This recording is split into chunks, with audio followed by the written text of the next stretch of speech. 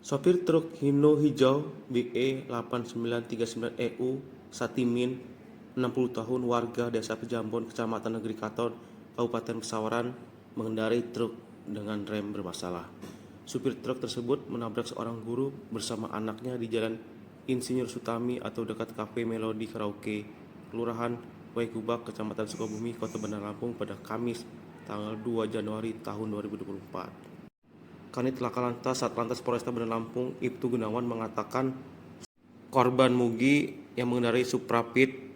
hitam berplat BE 6088CE mengalami patah tulang di bagian kaki kiri dan kaki kanannya. Kendaraan truk Hino warna hijau dari arah Tanjung Bintang yang akan menuju ke arah Panjang sampai di CKP atau turunan Jalan Sutami,